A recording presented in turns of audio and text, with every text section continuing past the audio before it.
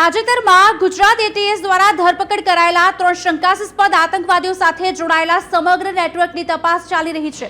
ગુજરાત એટીએસે આઈસિસ સાથે જોડાયેલા એક મોટા આતંકવાદી કાવતરાને નિષ્ફળ બનાવ્યું, જેમાં રાઇઝિન નામના એક રાસાયણિક ઝેરનો ઉપયોગ સામેલ હતો।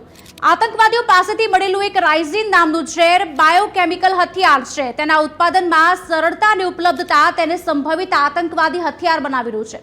આજે આ જ વિષય પર વધુ જાણવાની કોશિશ કરીશું કે રાઇઝિન છે શું, રાઇઝિન કેવી રીતે બને છે, કેટલું ખતરનાક છે અને જોખમ પાછળના કારણો છે શું। પહેલા જાણીએ રાઇઝિન શું છે। રાઇઝિન એ એરંડાના છોડના બીજમાં જોવા મળતું પ્રોટીન છે। આ છોડની ખેતી વિશ્વભરમાં મુખ્યત્વે તેલ કાઢવા માટે થાય છે। એરંડાના તેલનો ઉપયોગ દવાઓ, સાબુ અને મશીનરીમાં થાય છે। જો કે બીજમાં રાઇઝિન નામનું ઝેર હોય છે, જે એટલું શક્તિશાળી છે કે તેને જૈવિક શસ્ત્ર માનવામાં આવે છે। યુનાઇટેડ સ્ટેટ્સ અને રશિયા જેવા દેશો એક સમયે તેનો ઉપયોગ હથિયાર તરીકે કરવાનું વિચારતા હતા। રાઇઝિન એક સફેદ, ગંધહીન અને સ્વાદહીન પાવડર છે, જેને ગળી શકાય છે, શ્વાસમાં લઈ શકાય છે અથવા તો ઇન્જેક્ટ પણ કરી શકાય છે। જો તેને હવામાં છોડવામાં આવે અથવા પાણીમાં ભેળવવામાં આવે તો તે વ્યાપક નુકસાન પણ પહોંચાડી શકે છે। હવે એ રીતે જાણીએ કે રાઇઝિન કેવી રીતે બને છે। એરંડાના બીજમાંથી તેલ કાઢ્યા પછી જે કચરો બચે છે તેને કસ્ટર કેક કહેવામાં આવે છે। તે રાઇઝિનનો મુખ્ય સ્ત્રોત છે।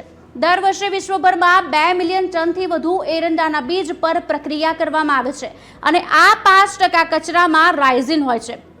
ગુજરાતના કેસમાં આરોપી ડોક્ટરે 4 લીટર એરંડાનું તેલ ખરીદ્યું અને આ કચરામાંથી રાઇઝિન બનાવવાનો પ્રયાસ કર્યો।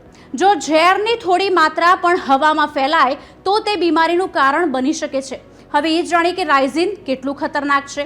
રાઇઝિન એ વિશ્વના સૌથી ઘાતક ઝેરમાંનું એક છે। તે શરીરના કોષોને અંદરથી નાશ કરે છે। તેનો કોઈ ઈલાજ કે મારણ નથી। તેના લક્ષણો 4 થી 6 કલાક પછી શરૂ થાય છે। શરૂઆતમાં પેટમાં દુખાવો, ઉલટી, ડિહાઇડ્રેશન, પછીના તબક્કે તાવ, નબળાઈ, શ્વાસ લેવામાં તકલીફ, લીવર કિડની ફેલિયર અને શોક, અને આખરે જો ડોઝ વધી જાય તો 36 થી 72 કલાકની અંદર મૃત્યુ થાય છે। એક ઉદાહરણ તરીકે સમજીએ તો 2022માં બેલ્જિયમમાં એક મહિલાએ વાળ ખરતા અટકાવવા માટે 6 બીજ ખાધા। તેણે તીવ્ર દુખાવો અને ઉલટીનો અનુભવ પણ થયો, પરંતુ સમયસર સારવારથી તે બચી ગઈ। પરંતુ જો વિલંબ થયું હોત તો મલ્ટી ઓર્ગન ફેલ્યોરથી મૃત્યુ નિશ્ચિત હતું। જોખમ પાછળના કારણો જાણીએ। એરંડાનો છોડ ગરમ પ્રદેશમાં જંગલી રીતે ઉગે છે। ભારતમાં પણ તેની ખેતી થાય છે। કચરામાં સરળતાથી ઉપલબ્ધ પણ છે, જેના કારણે આતંકવાદીઓનું પ્રિય છે। ગુજરાતના કિસ્સામાં ડોક્ટર અહેમદે રાઇઝિનનો ઉપયોગ કરીને શહેર પર હુમલો કરવાની યોજના બનાવી। નિષ્ણાંતોનું માનીએ તો તેને હવામાં છોડવામાં આવે તો મોટા હુમલામાં હજારો લોકો પ્રભાવિત થઈ શકે છે। જો કે સારા સમાચાર એ છે કે રાઇઝિન બોટ્યુલિઝમ અથવા તો ટીટાનસ ટોક્સિન કરતાં ઓછું શક્તિશાળી છે। તેનું ઉત્પાદનને નિયંત્રિત કરવું મુશ્કેલ નથી।